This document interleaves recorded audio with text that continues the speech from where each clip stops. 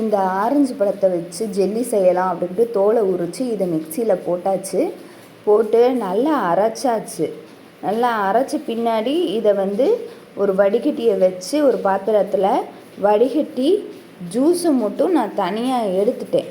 சக்கை தனியாக, ஜூஸ் தனியாக எடுத்தாச்சு. ஜெலட்டின் இது 3 ஸ்பூனு எடுத்திருக்கேன்.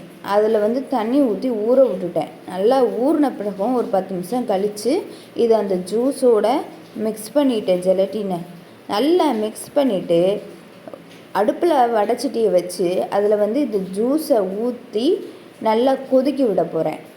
இனிப்பு கம்மியாக இருந்துச்சு ஆரஞ்சில், அதுக்காக ஒரு 3 டீஸ்பூன் ஜீனி போட்டுக்கிட்டேன். போட்டுட்டு நல்லா கொதிச்சிருச்சு. அவ்வளோதான், ரெடி ஆயிடுச்சு. இதை ஒரு கண்ணாடி கப்பில் மாற்றிட்டேன். உங்களுக்கு எந்த பாத்திரத்தில் வேணாலும் மாற்றிக்கங்க. என்கிட்ட கண்ணாடி கப் இருந்துச்சு, அதில் மாற்றி ஃப்ரிட்ஜில் ஒரு 1/4 மணி நேரம் வச்சு ஜெல்லி சூப்பராக வந்துருச்சு. ஆனால் என்ன, அந்த ஜெல்லியை எடுக்கும்போது உடஞ்சிருச்சுங்க.